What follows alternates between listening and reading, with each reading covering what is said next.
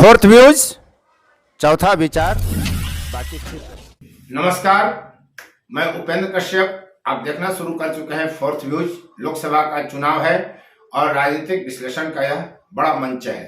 हम आज बात कर रहे हैं रोहिणी आचार्य की। वे फिर सुर्खियों में है। जी हाँ, डॉक्टर रोहिणी आचार्य लालू प्रसाद यादव की पुत्री, लालू प्रसाद यादव यानी राजद के सुप्रीमो। पूरे देश में भाजपा के शीर्ष नेतृत्व द्वारा परिवारवाद, वंशवाद का मुद्दा उठाया जा रहा है। राजनीति में परिवारवाद से क्या क्या नुकसान हो रहा है, यह स्वयं नरेंद्र मोदी द्वारा बताया जा रहा है। प्रधानमंत्री के चुनावी एजेंडे में शुरू से ही वर्ष 2014 में जब से वे राजनीति में, केंद्रीय राजनीति में आए, तब से वे परिवारवाद पर चोट कर रहे हैं। लेकिन परिवारवाद खत्म होने का नाम नहीं ले रहा। भाजपा को छोड़ दें तो बाकी जो भी गैर भाजपाई दल हैं, जहां परिवारवादी लोग आज पार्टी में शीर्ष पर हैं, बिना पद के भी शीर्ष पर राहुल गांधी जैसे हैं, वैसे चाहे सपा हो, चाहे राजद हो या दक्षिण की कई पार्टियां हों, तमाम पार्टियों में परिवारवाद जहां हावी है, वे दल भाजपा के परिवारवाद पर भी प्रश्न उठाते हैं। दोनों के परिवारवाद को बहुत बड़ी आबादी ऐसी है जो अलग अलग करके देखती है। यानी एक परिवारवाद तो राहुल गांधी और तेजस्वी यादव और अखिलेश यादव का है, जहां सीधे ही शीर्ष पर आप जन्मना होने के कारण बैठ जाते हैं। जैसे राजा के पेट से, रानी के पेट से जो निकला वो राजा ही होगा। लेकिन हद यह देखिए कि जो लोग यह नारा बुलंदी इस देश में करते हैं कि रानी के पेट से ही राजा पैदा नहीं होगा, ये दौर गया। वे लोग ही रानी के कोख से ही राजा पैदा कर रहे हैं और उन्हें कुर्सी पर बिठा रहे हैं। ये पूरे देश में विमर्श का विषय है कि परिवारवाद किसका अधिक है, किसका कम बुरा है, किसका अधिक बुरा है, किसका बुरा है, किसका अच्छा है। बहरहाल इन तमाम परिवारवाद की राजनीतिक मुद्दे के बावजूद हम बात कर रहे हैं डॉक्टर रोहिणी आचार्य का।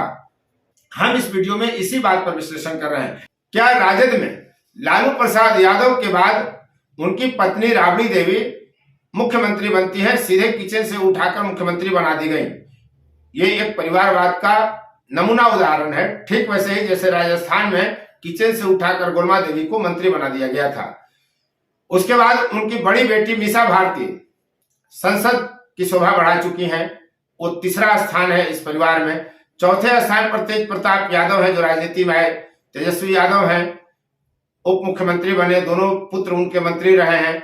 अब रोहिणी आचार्य का भी नंबर है जो इस राजनीतिक परिवार की छठी सदस्य होंगी अगर राजनीति में आती है। हम क्यों कह रहे हैं कि वो राजनीति में आने वाली हैं?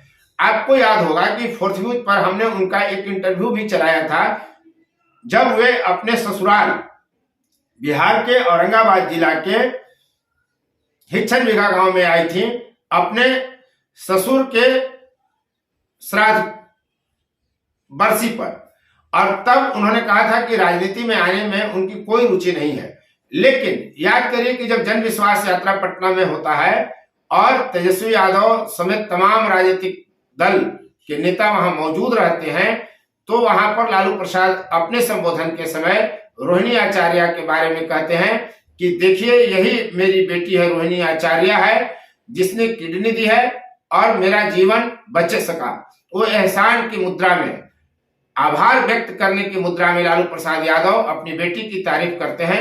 यह पहला अवसर होता है जब किसी सार्वजनिक राजनीतिक मंच से रोहिणी आचार्य का परिचय जनता से कराया जाता है, और वह परिचय होता है कि ये लालू प्रसाद यादव की बेटी है। और यह परिचय खुद लालू प्रसाद यादव कराते हैं कि ये हमारी वही बेटी है रोहिणी आचार्य, जिसने मुझे किडनी दिया है, जिसके बदौलत हम अभी जिंदा हैं। यानी जनता के बीच रोहिणी आचार्य का परिचय भी करा दिया गया कि वो लालू प्रसाद यादव की पुत्री हैं, और यह भी बता दिया गया कि इनका मुझ पर एहसान है, रोहिणी ने किडनी दिया है और तभी हम जीवित हैं। यानी समर्थकों को, कार्यकर्ताओं को यह संदेश दे दिया गया कि हम पर रोहिणी का आभार है, एहसान है। और ऐसा करने से एक ही संदेश गया कि अब रोहिणी आचार्य की राजनीति में एंट्री होगी। उसके बाद उनको सारण में थोड़ी सक्रिय भी देखी गई।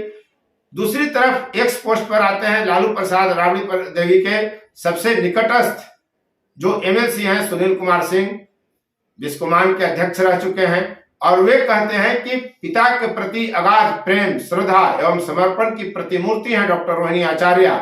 ये उनके शब्द हैं सुनील कुमार सिंह के। सारण प्रमंडल के समस्त कार्यकर्ताओं की हार्दिक इच्छा है कि डॉक्टर रोहिणी आचार्य को सारण लोकसभा सीट से राष्ट्रीय जनता दल का प्रत्याशी घोषित किया जाए। यह मान लिया गया कि सुनील कुमार सिंह ने जो कहा वो लालू राबड़ी के विचारों को व्यक्त किया गया है, यानी सुनील कुमार सिंह काफी करीब हैं और यह माना जाता है कि वो जो कहते हैं वो लालू राबड़ी की इच्छा को ही शब्द देते हैं, अभिव्यक्त करते हैं। तो ऐसे में यह तय माना जा रहा है कि रोहिणी आचार्य अब चुनाव लड़ेंगे। कई और पोस्ट आते हैं राजद की तरफ से कि रोहिणी आचार्य को सारण का प्रत्याशी बनाया जाए। महत्वपूर्ण यहाँ यह है कि रोहिणी आचार्य का ससुराल काराकाट लोकसभा क्षेत्र में पड़ता है, हिच्छन विघा, जो औरंगाबाद जिला का ओबरा विधानसभा क्षेत्र का हिस्सा है। और वह जब यहाँ आती हैं तो जनता से, एक तरह से कहिए कि जनता उनके पास नहीं जाती।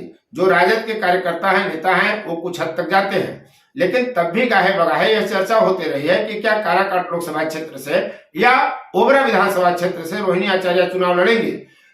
जब यह बात की जा रही थी तब ये कहने वाले राजद के नेता आकर कहते थे कि रोहिणी को किसी से टिकट मांगने की जरूरत है क्या, रोहिणी अगर चाह ले तो क्या उनको टिकट नहीं मिलेगी। लेकिन भाई मेरे, यह लोकतंत्र है, यहाँ कुछ तो लोक लाज है। कोई नेता कहाँ कह पाता है कि हम चुनाव यहां से लड़ेंगे, यह तय है, पार्टी पर डाला जाता है। और पार्टी के तरफ से ही सुनील कुमार सिंह आकर कहते हैं कि सारण की जनता की हार्दिक इच्छा है कि रोहिणी आचार्य सारण लोकसभा सीट से प्रत्याशी राजद की घोषित की जाए ताकि वो चुनाव लड़े और लोकसभा में पहुंच सके। तो पटना में जो आयोजित हुआ था जन विश्वास रैली, वहां जिस तरह से लालू प्रसाद यादव ने रोहिणी आचार्य को परिचित कराया और फिर जिस तरह से सुनील कुमार सिंह आते हैं, एक्स पोस्ट पर डालते हैं, फिर कई पोस्ट आते हैं, वो सारण में सक्रिय देखी जा रही हैं। इससे अनुमान यही लगाया जा रहा है कि रोहिणी आचार्य का अब चुनाव लड़ना तय है। लोकसभा पहुंचेंगी कि नहीं पहुंचेंगी यह तो जनता के हाथ में है, यह तो वक्त बताएगा, लेकिन चुनाव लड़ना उनका लगभग तय माना जा रहा है।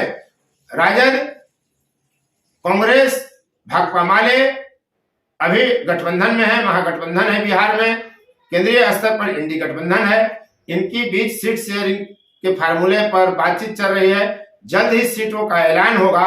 तो क्या राजद, कांग्रेस के नेता जब सीटों का ऐलान करेंगे, प्रत्याशियों का ऐलान करेंगे, तो क्या रोहिणी आचार्य का भी नाम उसमें शामिल होगा? लालू राबड़ी परिवार की छठी सदस्य का नाम उस सूची में शामिल होगा जिसमें टिकटार्थियों के नाम होंगे और वे लोकसभा चुनाव लड़ेंगे।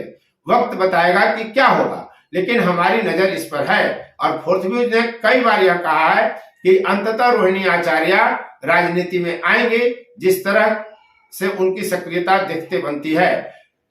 यहां ध्यान रखने की बात यह है कि जब भी नीतीश से टकराव हुआ, यहां तक कि नीतीश के साथ सत्ता के साझेदार जब राजद थे, तेजस्वी उप मुख्यमंत्री थे, तब भी रोहिणी आचार्य एक्स पोस्ट पर, जिसका पूर्व में नाम ट्विटर है, उस पर एक्टिव रहे और लगातार तुकबंदी करती रहे, राजनीतिक बयानबाजियां करती रहे, नीतीश कुमार को नीचा दिखाती रहे और अपने भाई तेजस्वी यादव को जन आकांक्षाओं को पूरा करते दिखाने वाली, जन आकांक्षाओं पर खरा उतरने वाला दिखाने में वो व्यस्त रहे। उनके तमाम कमेंट तेजस्वी के पक्ष में रहे और नीतीश कुमार के खिलाफ रहे।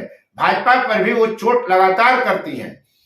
तो एक तरह से रोहिणी आचार्य एक्स पोस्ट से सक्रिय होती हैं।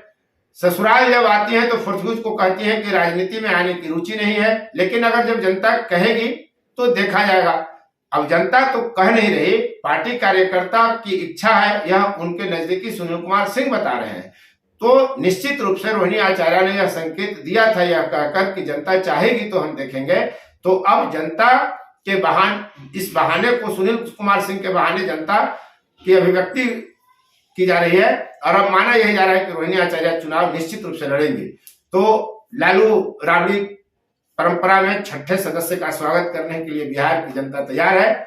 उन्हें लोकसभा पहुंचाने में राजद के कार्यकर्ता जी जान लगा देंगे। स्वाभाविक है कि लालू की बेटी है तो ताकतवर ही होंगी, तेजस्वी की बहन है तो ताकतवर ही होंगी।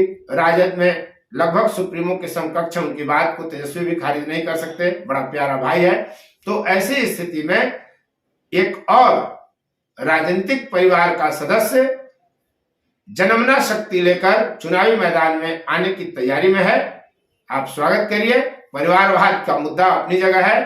फिलहाल रोहिणी आचार्य की राजनीति में एंट्री होती दिख रही है, तो देखिए कि आगे क्या होता है। आप देख रहे थे फोर्थ व्यूज और मैं उपेंद्र कश्यप। यदि अब तक आपने चैनल को सब्सक्राइब नहीं किया है तो चैनल को सब्सक्राइब करें, शेयर लाइक कमेंट जरूर करें ताकि आपकी पसंद का वीडियो सबसे पहले आपकी मुट्ठी में पहुंचे। और हाँ, जब आप कमेंट करते हैं तो उससे हमारी ताकत बढ़ती है, जब आप सब्सक्राइब करते हैं तो हमारी शक्ति बढ़ती है और हम आपकी आवाज को बुलंदी से रखने में कामयाब होते हैं।